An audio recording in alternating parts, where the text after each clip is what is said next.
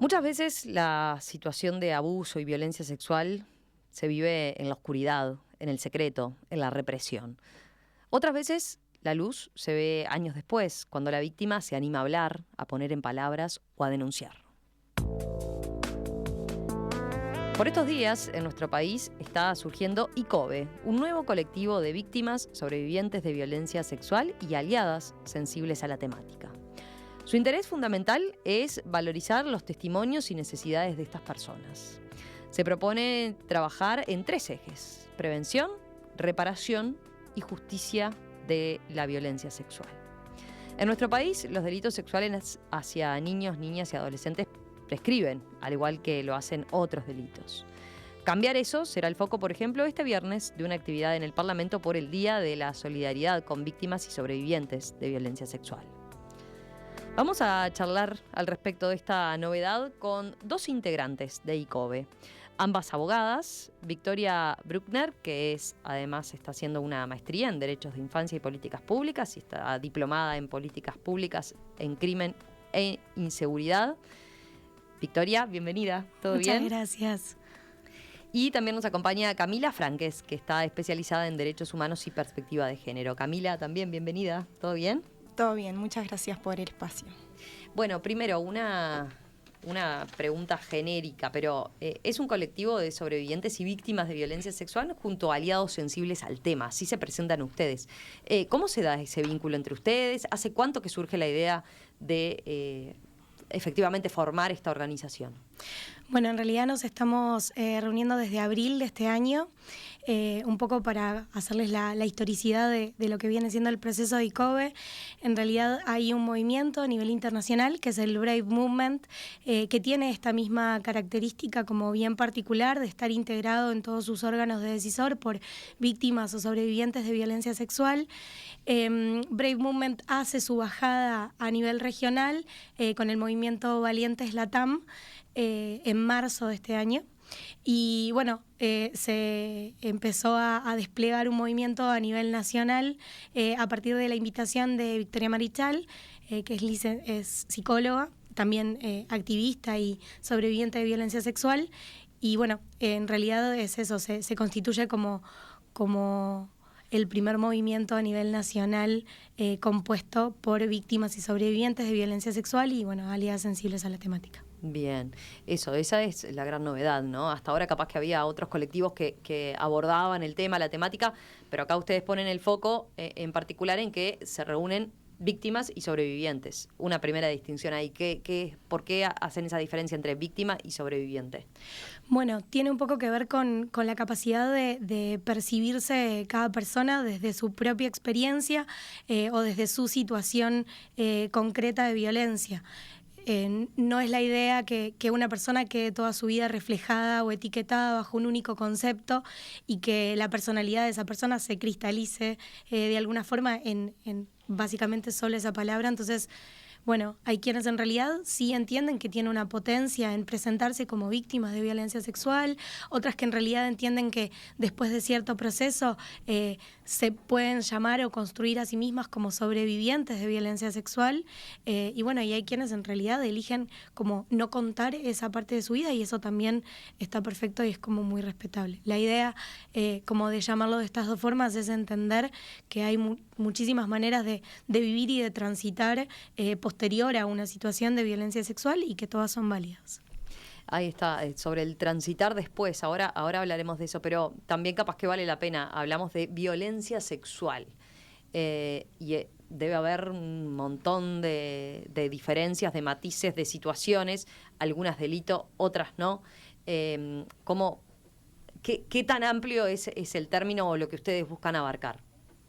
Es un término muy amplio el que usamos como violencia sexual, porque justamente podemos tipificar un montón de violencias dentro de ese amplio espectro, por lo cual nosotras nos paramos desde ese lugar para poder identificar todo ese amplio espectro y validar todas las experiencias particulares de cada uno de una de los sobrevivientes y las sobrevivientes.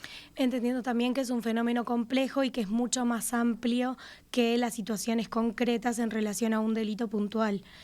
Por eso está bueno como eso, entender que es un abanico más amplio y tomarlo también desde ahí. Pero para que se entienda un poco más, incluso bajando a tierra, a ver, estamos hablando de, acá se están reuniendo víctimas de abuso sexual que lo sufrieron de niñas, por ejemplo. Sí. Después hay situaciones más vinculadas, puede haber a violencia sexual en la pareja. También.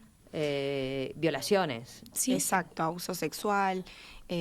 Situaciones de explotación. Explotación, trata. También.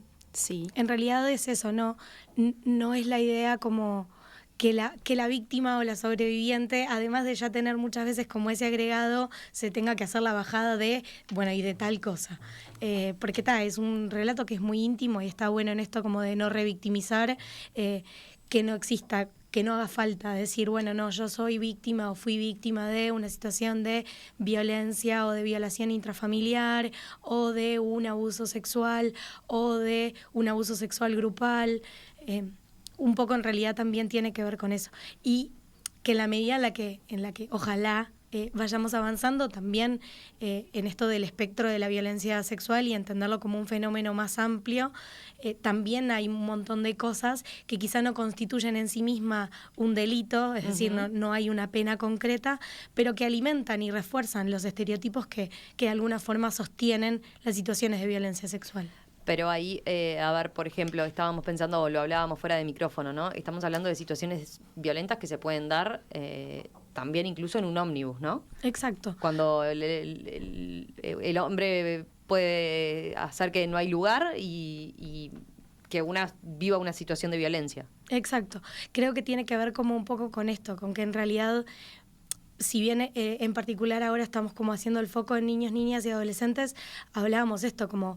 Es muy difícil encontrar una mujer que a ciencia cierta pueda decir yo nunca viví una situación de violencia sexual. Sí, quizá no hubo un abuso sexual o quizá no hubo una violación o un delito tipificado en sí mismo, pero es tal muchas veces el nivel de exposición a ese tipo de situaciones o de microviolencias que muchas veces incluso están como...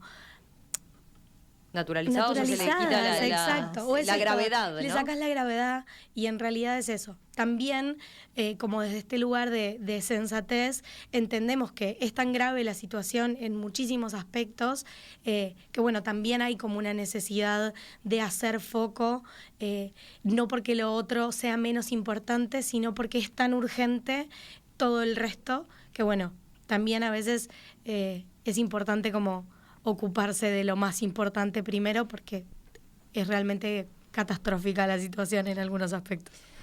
Una primera cosa antes de profundizar. Ustedes se vienen juntando, se vienen reuniendo. Entiendo esto que decís, ¿no? De no le van a preguntar a cada una ¿qué tipo de violencia viviste vos? Y cómo te considerás, cómo te etiquetás, ¿no? Pero a la hora también de explicar el fenómeno y de poder hablarlo, poder conversarlo y que salga de ese tabú también y de esa oscuridad que hay. Visibilizar, porque es otro de los objetivos, ¿no? ¿Cuánto les sirve esto, bajar a tierra, aunque sea en términos generales, digamos, ¿no? La verdad que es muy reparador el hecho de justamente quien puede, y ya ha llegado un momento del proceso de justamente poder expresarlo, poder contar la experiencia. Es muy potente lo que tiene que ver con el testimonio de cada persona, sobreviviente, víctima. Y nos parece que, bueno, le ponemos un foco a eso y una particular atención porque nos parece que tiene una potencia muy, muy fuerte. Entonces, bueno, una de las cosas que venimos haciendo dentro del proyecto, dentro de lo que va a ser la presentación este 9 de agosto, es recabar algunos de los testimonios de quienes somos víctimas. En tu caso, Camila, sobrevivientes. ¿tú integrás la organización habiendo sido víctima o habiendo sufrido sobreviviente? ¿Vos te considerás sobreviviente, digamos, así te gusta? Sí. ¿Te gusta? No te gusta nada. Preferís Exacto. que sea así. Exacto, y hoy en día puedo pararme en este lugar después de haber transitado todo un proceso de asimilarlo, que me llevó mucho tiempo, que tuve una red muy importante y bueno, el colectivo mismo y otras experiencias colectivas me han logrado acompañar para llegar a este momento en el que puedo expresar y pararme desde este lugar. Y por eso también bueno, las herramientas que fuimos formando colectivamente y esto de la potencia del testimonio, ¿no? Que tiene esa llegada. Lo hablábamos en la previa de, bueno, cuánto más le llega seguramente cuando a una víctima que todavía no puede contarlo, que todavía vive en la total oscuridad y con esa tormenta capaz en su cabeza, cuando le habla otra víctima o otra sobreviviente que ha pasado por esa situación, ¿no? Es muy potente porque además la empatía, ¿no? El poder escuchar en alguien lo que te pasó a vos y sentir que no estás solo en eso. Eso me parece muy importante y por eso siento que lo que estamos haciendo desde este movimiento tiene esa particularidad de poder, bueno, generar una red, visibilizar y empoderar también, ¿no? A que la persona elija denunciar o no, porque nosotras tampoco es que nos paramos de un lugar de que se tenga que hacer la denuncia, sino que la persona pueda tomar el camino que sienta que le sea más ameno. Sin revictimizar justamente, Exacto, pero quiero consultarte cómo fue transitar tu vida después de haber pasado por una experiencia de ese tipo. Pasé mucho tiempo sin siquiera haber tomado contacto con lo que me pasó, que eso es una particularidad que lo sentimos y lo compartimos con varias personas sobrevivientes. Me costó mucho tiempo tomar contacto con lo vivido y poder ponerle nombre a lo que viví. Que ¿sí? tendías como a tratar de Son olvidarlo. mecanismos, sí, son mecanismos... Y decir esto no me pasó, ese tipo de cosas. Exacto, como mecanismos que una psicóloga nos podría explicar mejor. Sí, no está bien, justo, pero el nombre exacto es amnesia disociativa. Es como genera tal impacto el trauma que el sistema se bloquea y en general incluso hay problemas hasta para recordar ese tipo de circunstancias después. No soy psicóloga, pero aclaramos. Pero no, las dos abogadas, o sea, nuestro palo es otro, pero igual ya venimos como todas como colectivizando herramientas, que eso me parece súper importante. Y en esto de poder entender mejor qué es lo que pasa y cuáles son los mecanismos que incorporamos en defensa del trauma, ¿no? ¿Y qué hizo que hicieras como un clic y pudieras decir, me reconozco? Hice varios procesos terapéuticos, psicoterapéuticos, eso me fue ayudando y demás fui empezando a tomar contacto con otras situaciones con las que empaticé y eso empezó a desbloquear recuerdos. Uh-huh. Y después con un acompañamiento psicoterapéutico fui desbloqueando recuerdos, le digo yo, porque fue así lo que me pasó. Empecé a recordar situaciones y bueno, después eso se viene como una ola muy grande. Y bueno, me parece muy importante en ese momento el tema de las redes, ¿no? Y también eso, como contar con un acompañamiento psicoterapéutico es fundamental. En tu caso, ¿cómo fue tu experiencia desde el aspecto judicial? ¿Hiciste la denuncia? Hicieron en su momento... era menor de edad, entonces mis padres hicieron una denuncia, la cual yo no ratifiqué cuando llegué a la mayoría de edad, que es la regulación que tenemos ahora, que después podemos contar un poco mejor cómo son estos mecanismos de prescripción y todo eso. Siendo menor de edad, después no ratifiqué la denuncia y bueno, mi proceso fue por fuera de lo judicial. Uh-huh. Y bueno, no llegué a hacer un proceso judicial, a transitarlo por lo menos. Eso en realidad pasa en muchos casos, justamente por lo revictimizante que puede ser el sistema. Por eso también tenemos como esta postura consensuada de, no hay que obligar a nadie a hacer una denuncia si no está disponible emocionalmente para poder hacerlo. Porque es eso, incluso hay estadísticas que indican que una víctima antes de llegar a contar su relato en un espacio judicial lo cuenta 8 veces en oficinas, con gente que no conoce, con preguntas que capaz que no son ni las mejores ni las más cuidadas, y en fin, y después toda la carga que lleva en sí mismo transitar por esos procesos y lo desgastante que puede ser. Así que en ese sentido, el nivel de implicancia uh-huh. que genera, entendemos que tiene que ser una decisión personal. Hay algunos que entienden que en esto de que lo personal es político es importante porque ayuda a visibilizarlo y en la medida en la que el sistema empieza como a generar como quizás cierta asiduidad, lamentablemente sí puede como robustecer los mecanismos de respuesta, pero el costo muchas veces puede ser muy alto y en ese sentido tenemos como esa postura no tan formalista, digamos. Ahora quiero profundizar en las líneas que están trabajando, pero quería preguntarte también, esto de participar en ICOBE, ¿te ha ayudado? ¿Lo ves como un proceso lo sentías necesario el decir, sí, bueno, voy a volcarme a hacer activismo por este tema? Está bien, no, yo prefiero no denunciar o no confirmar la denuncia, pero quiero hacer algo por ese tema. ¿Es parte como de tu sanación, digamos? Sí, totalmente. Encuentro muy reparatorio lo que estamos haciendo y creo que es una de las cosas que compartimos con otras compañeras de ICOBE. Y me parece que sí, que es un espacio que, si bien no es un espacio terapéutico, sí me ayuda y nos ayuda, puedo hablar en colectivo porque lo hemos compartido, a pararnos desde otro lugar y desde la reparación, encontrar en el colectivo y en poder hablar de nuestras experiencias y resignificarlas de alguna forma, que eso me parece muy importante desde lo colectivo. Yo ya venía transitando y activando en otros espacios hasta llegar a encontrar, justamente después de un viaje que hice, volví a Uruguay con muchas ganas de formar un colectivo que tenga que ver con esto, y bueno, se fueron dando las cosas y ahora estamos en esto. Y encuentro muy reparatorio, la verdad, sí, me parece necesario y es muy sanador. Dijeron al pasar, no son un grupo terapéutico.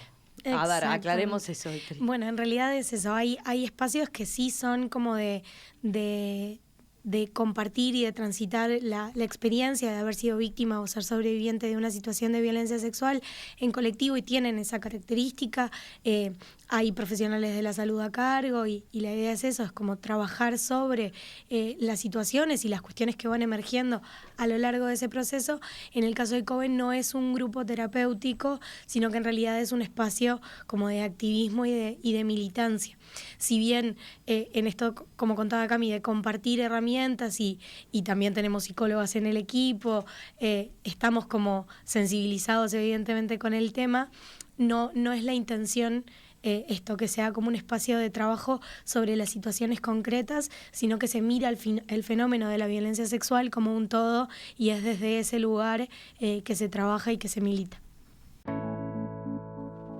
Enseguida continuamos en la entrevista con Victoria Bruckner y Camila Franques, dos de las integrantes de este nuevo proyecto ICOBE, un colectivo conformado por víctimas y sobrevivientes de violencia sexual, junto con otras personas aliadas en esta temática.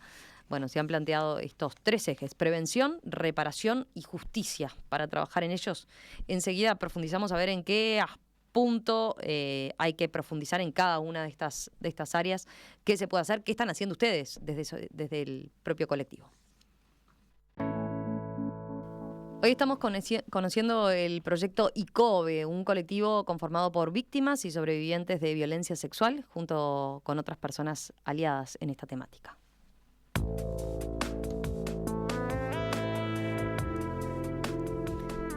ICOBE tiene poquitos meses acá en nuestro país. Significa, no lo dijimos hoy temprano, ¿no? Pero sobrevivir en guaraní. ICOBE significa sobrevivir en guaraní.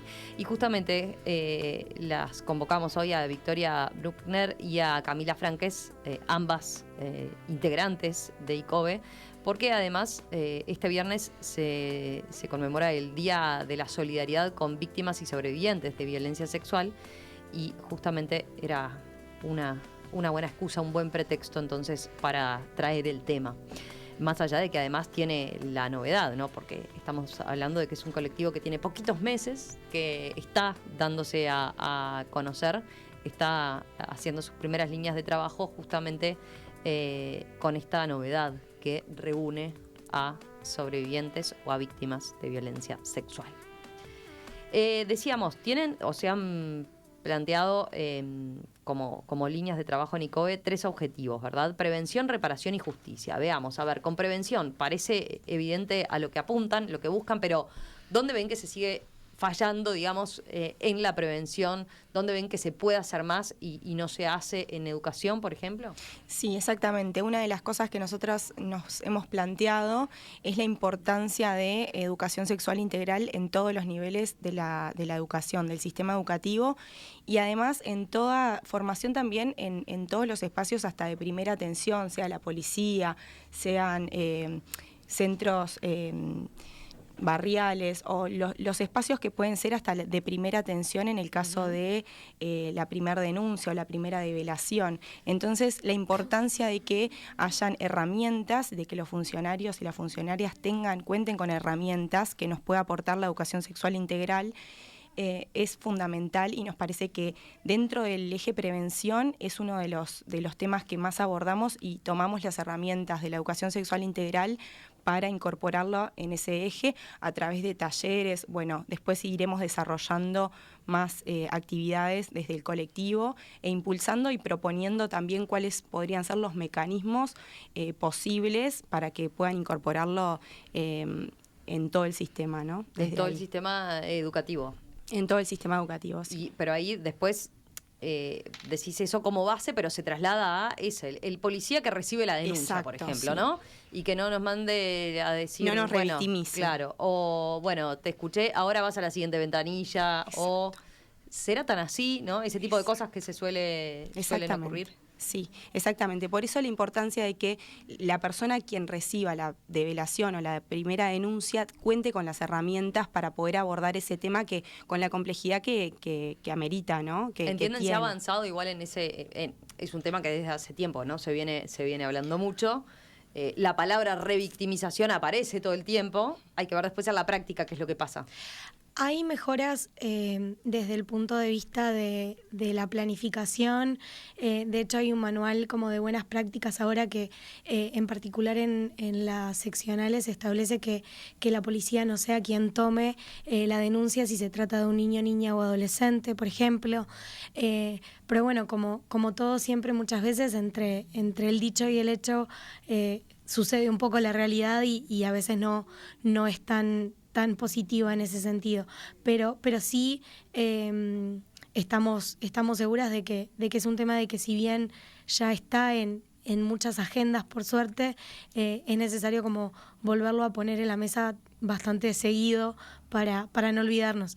Y en el eje en particular de lo que tiene que ver con la educación sexual integral, también es esto como el cambio de paradigma que hay en relación a eso y cómo durante mucho tiempo se construía desde un lugar como mucho más higienista, como educación sexual integral era qué tenías que hacer para no tener prevenir una enfermedad, VIH, ¿no? exacto, no tener una enfermedad de transmisión sexual o no quedar embarazada, y eso eran como los dos ejes, y en realidad poco se hablaba de el consentimiento, cuáles son las formas válidas, cuándo un consentimiento en realidad no está libre, un montón de otras cuestiones que hacen a el vivir la sexualidad de una forma libre de violencias, y eso, y como respetuosos de todas las personas que están participando.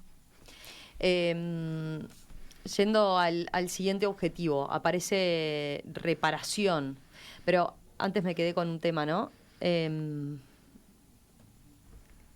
Por ejemplo... ¿sirve también el diálogo en la familia, en lo que tiene que ver con educación?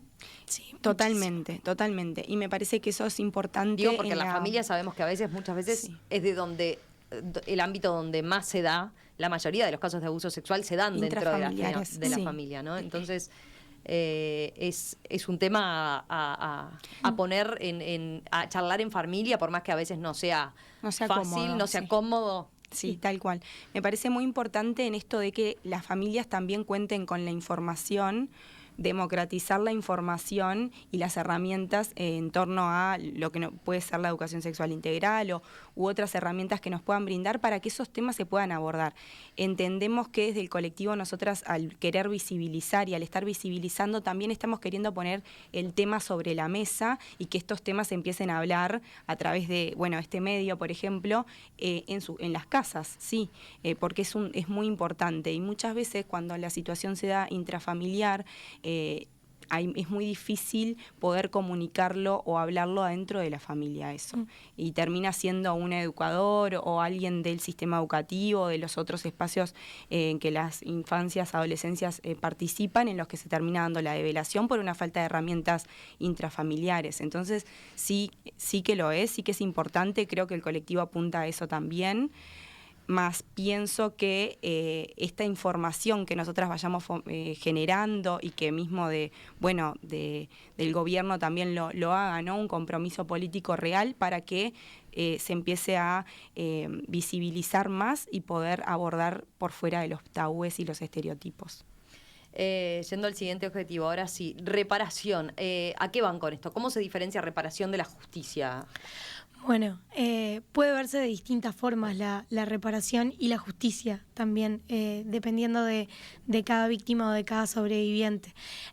Ahí la reparación tiene que ver con cómo se rearma el entramado social después de este tipo de circunstancias y qué es lo que el Estado, desde la construcción de la política pública, puede hacer respecto de las víctimas y las sobrevivientes. Tiene que ver con esto, con entender y romper un poco con la idea de que las situaciones de violencia sexual son casos aislados y esto, en la medida en la que nos acercamos al fenómeno como algo mucho más global, poder pensar desde ese lugar también las herramientas de reparación, desde la disponibilidad de espacios accesibles y de calidad para una psicoterapia, a poder acceder, por ejemplo, a un abogado de manera gratuita si quisiera, seguir con el tercer eje, que es el de la justicia.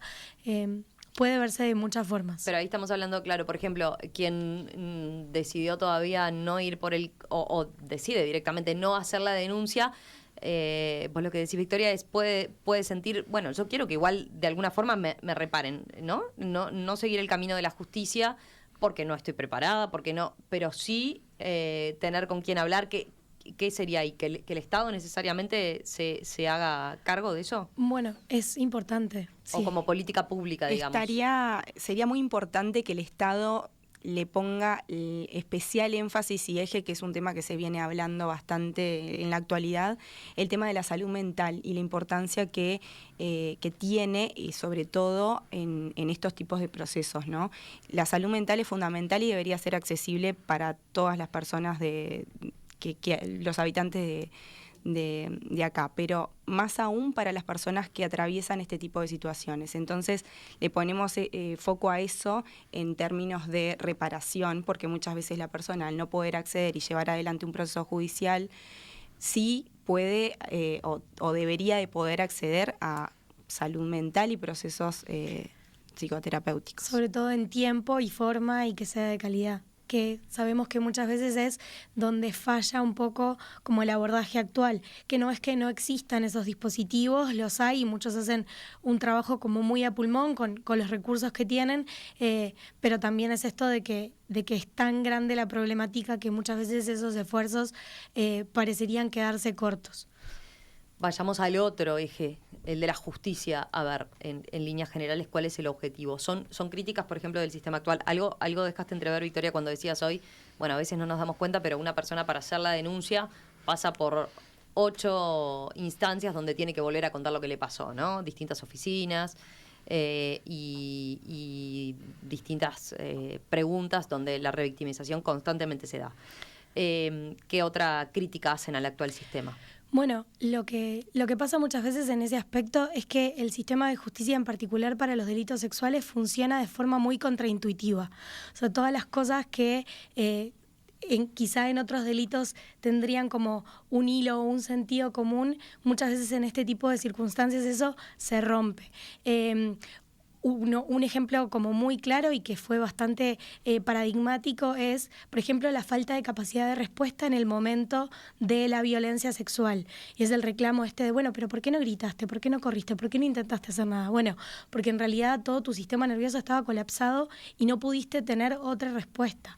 O situaciones donde la víctima o sobreviviente rehace su vida y después, a la hora de tener una condena, el sistema dice, pero tan víctima no sos. sos, si en realidad, no sé, te recibiste, tenés pareja, como que rehiciste tu vida y eso te hace de alguna manera menos víctima. La necesidad esta como de preguntar y de dar un relato coherente, ordenado, cronológico, cuando muchas veces, producto de estas situaciones de violencia, hay baches, hay olvidos, esto que hablamos hoy de la amnesia disociativa, hay como un montón de procesos propios y subjetivos que van distinto y funcionan diferente a lo que el sistema de justicia pretende de la víctima de alguna forma. Entonces ahí es donde muchas veces termina siendo como complejo esto de, bueno, no se puede pensarlo en términos de sentido común.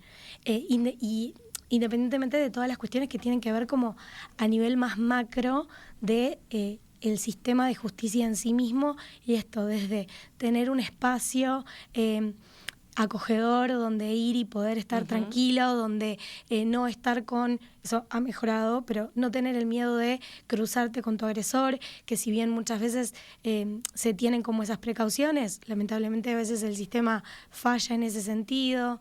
Es decir, son como varios aspectos que indican la necesidad de robustecerse. De nuevo, al igual que en la reparación, hay algunos avances y creo que sobre todo hay una cosa como muy patente en el proyecto que tiene que ver esto de construir y co-construir, no desde un lugar crítico, desde lo negativo, sino crítico como desde las propias experiencias y las necesidades también. Agregando a eso la importancia del fortalecimiento de los mecanismos que ya existen a la hora de denunciar, a la hora de llevar adelante todo lo que significa. Existen mecanismos, existen protocolos, existen leyes como la 19.580 que, para que funcionen bien y para poder pedirle a las víctimas de violencia que denuncien, fortalecer estos mecanismos, brindándoles presupuesto, revisándolos, a ver cuáles son las fallas de estos mecanismos, cuáles son las fallas de estos protocolos que deberían de funcionar de forma fluida ante estas situaciones. Y si no lo están haciendo, cuáles son las fallas y revisar lo que ya existe, ¿no?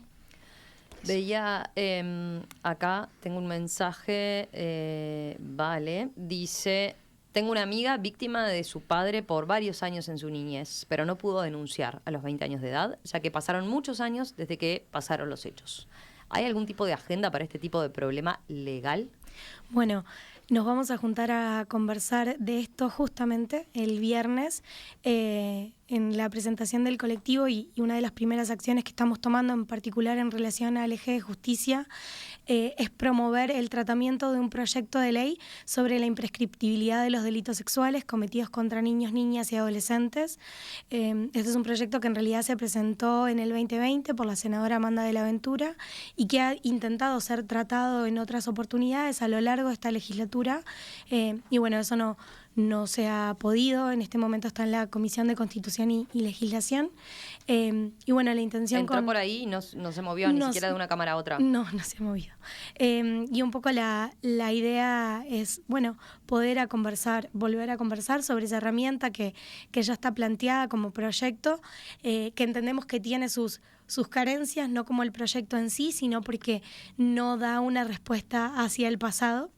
Es decir, no funciona... Bueno, eso que estás aclarando es un punto importante, porque, expliquemos por las dudas. Detrás de esto de la imprescriptibilidad de lo que puede haber sido un abuso sexual que alguien vivió de niño, está también de por medio de que pasaron años porque muchas veces la víctima se da cuenta que sufrió un delito o junta fuerzas para contarlo cuando ya pasaron muchos años, y a veces es ahí que se da la imprescriptibilidad.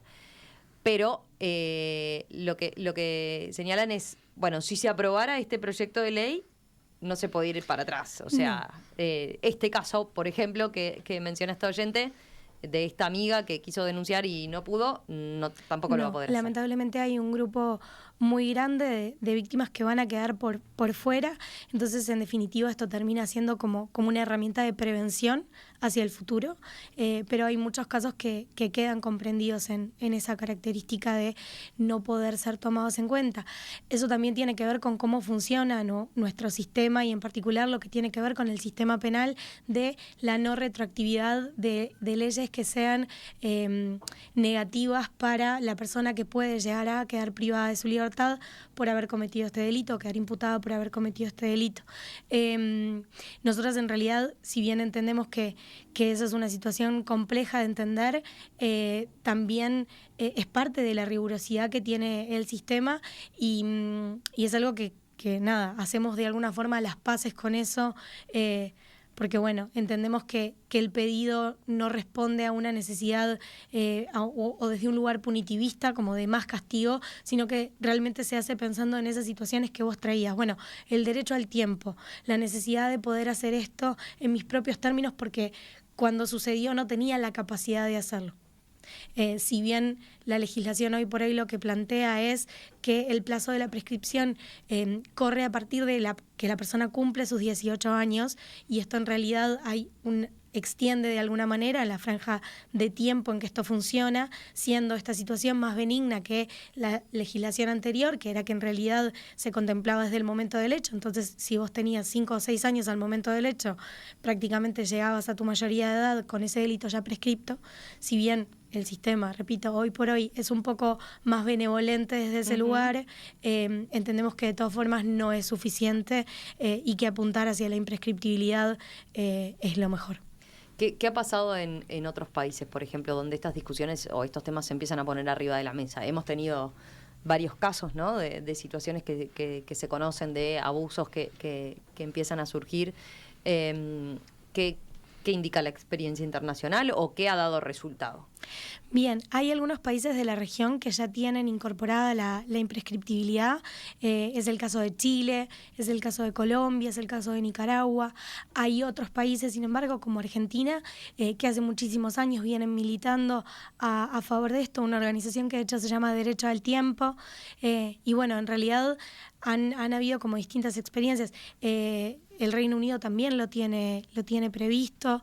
Es decir, hay una variedad internacional en relación a esta situación, pero sí hay un movimiento unánime en ir hacia un paradigma más protector de las infancias y las adolescencias, y apelar a eso.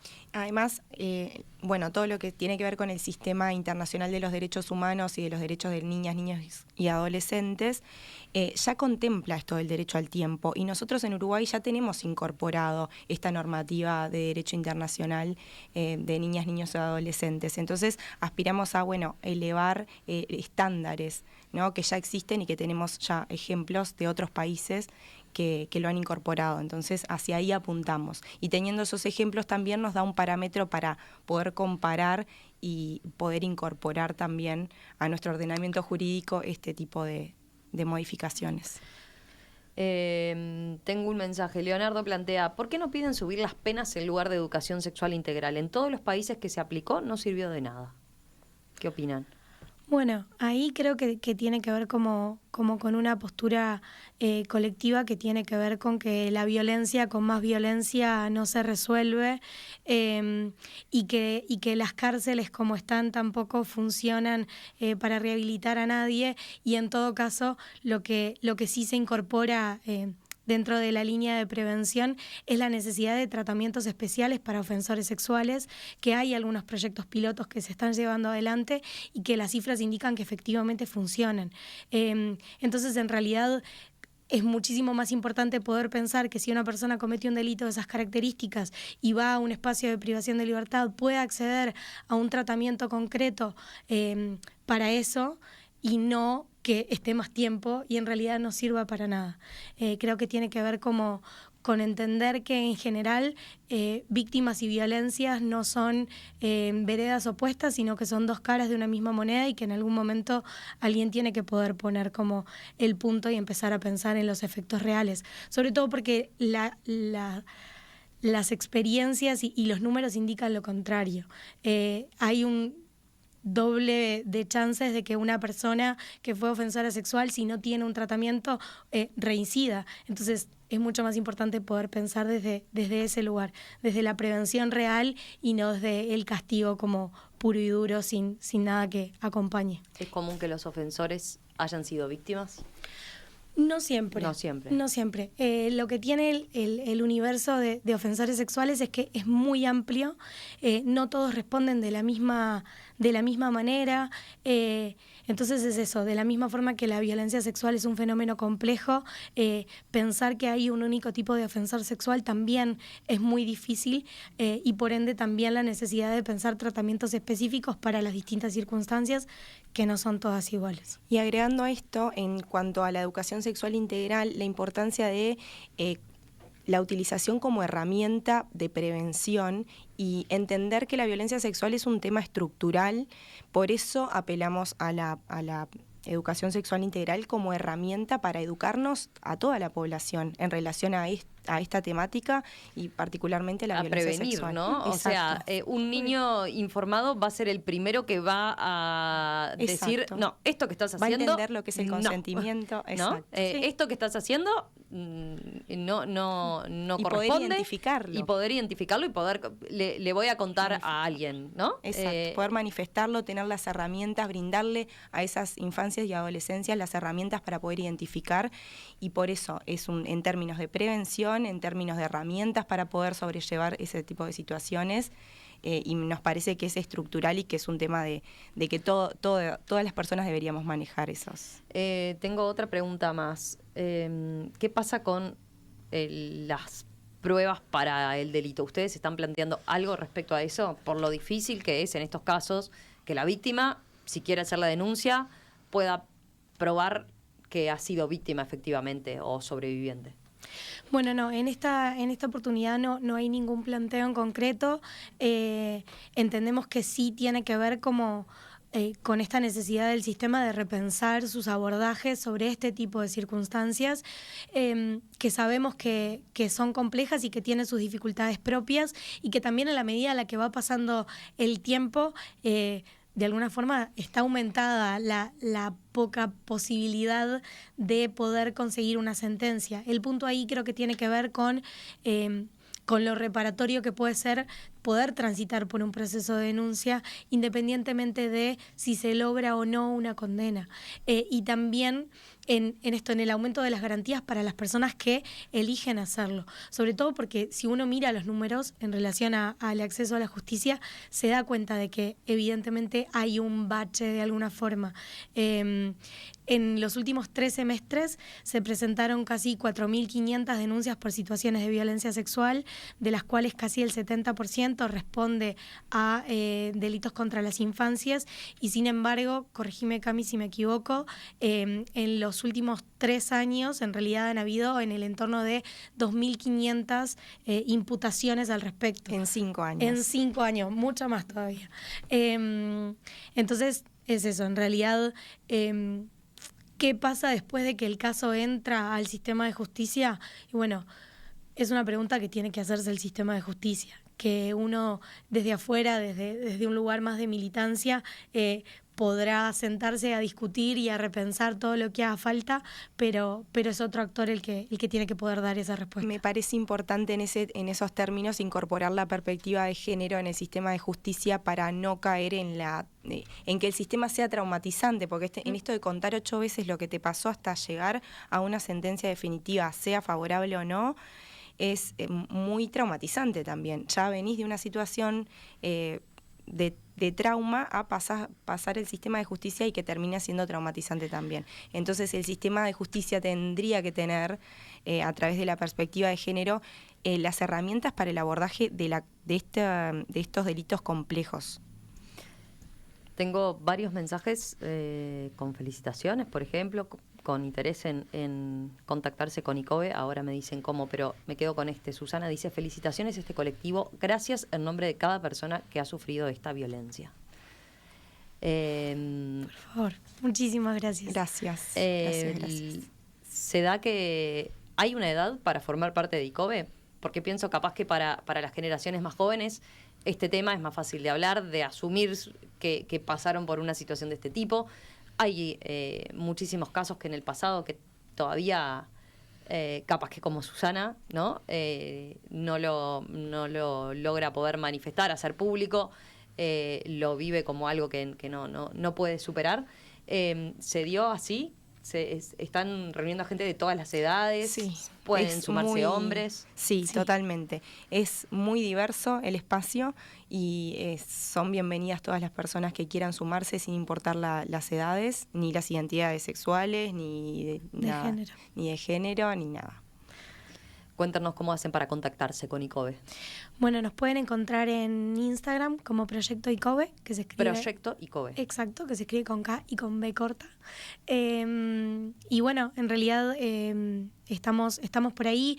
En general lo que hacemos con las personas que quieren formar parte es como tener un pequeño espacio previo con algunas de las compañeras que hace tiempo forman parte del proyecto, como para poder explicar, bueno, cómo funciona, esto de que no es un grupo terapéutico, que es algo que le insistimos mucho porque es un tema como muy sensible y a veces es complicado para la persona porque a veces en esto de la característica de reunir víctimas y sobrevivientes sienten que de alguna forma tienen que sí o sí presentarse con su historia de victimización arriba de la mesa y eso no es necesario, de la misma forma que muchas veces también es una forma de cuidar el espacio colectivo porque no todos, dependiendo de su momento de tránsito, están preparados para escuchar otras situaciones de violencia sexual que no puedan disparar como cuestiones propias. Así que eso desde el proyecto se trata de que sea como un espacio de cuidado y de crecimiento también de alguna forma. Exacto. Y de transformar la experiencia en potencia también. Exacto. Camila Franques, Victoria Bruckner, gracias a las dos. Como integrantes del colectivo del proyecto ICOBE, quedamos en contacto, volvemos a conversar en cualquier momento. Por favor, un placer. Muchísimas gracias por este espacio. Muchas gracias.